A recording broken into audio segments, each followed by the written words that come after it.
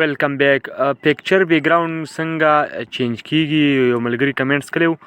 نو بالکل په دې ویډیو کې درښایم دغه طریقه. نو که تاسو تر اوسه پورې چینل نه وي سبسکرایب کړی، کوم نوي کسان چې دي چینل یې نه سبسکرایب کړی چینل سبسکرایب کړئ او دا ویډیو نور ملګرو سره شیر کړئ. نو پکچر بیک ګراوند په اسانه طریقې سره تاسو چینج کولی شئ. دا یو اپلیکیشن دی، دا به تاسو انسټایل کړئ، بلور فوټو. چې کله هم تاسو دا انسټایل کو موبایل کې به اوپن کړئ، په پلی سټور کې دا اپلیکیشن شته دی، بلور فوټو. دا به تاسو په موبایل کې اوپن کړئ. صحیح ده. په دې کې درې اپشن دي، یو دی بلور او بل دی بیک ګراوند. تاسو دې ځای نه بیک ګراوند هم چینج کولی شئ په یو کلیک سره، او بلور باندې چې کلیک وکړئ نو ستاسو فوټو بیک ګراوند په یو کلیک سره بلور کیږي. زه به کلیک وکړم په بلور باندې. صحیح ده. په بلور باندې ما کلیک وکړ. اوس به دلته زه راشم، دلته به زه یو پکچر سلیکټ کړم.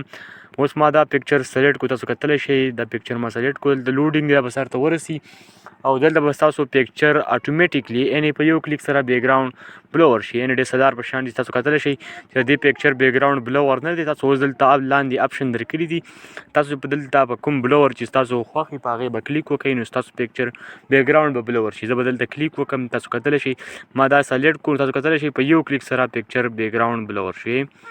لکه اول تاسو اوریجنل پکچر کتلی شئ. زه اوس دا بلور کوم بیک ګراوند، نو زه به دلته پې کلیک وکړم. دغه شانتې ما کلیک وکړو، پکچر بیک ګراوند بلور شو. نو په یو کلیک سره تاسو په دې اپلیکیشن کې پکچر بیک ګراوند بلور کولی شئ.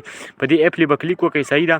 بیا دلته تاسو راشئ په DSLR په شانتې دغه شانتې په دې باندې چې کلیک وکړئ نو شاته بالونه هم تاسو بیک ګراوند کې لګولی شئ. دغه شانتې تاسو کتلی شئ دغه شان سټایلس په اپلی به کلیک وکړئ او دلته په سیو کلیک وکړئ نو ستاسو پکچر به سیو شي.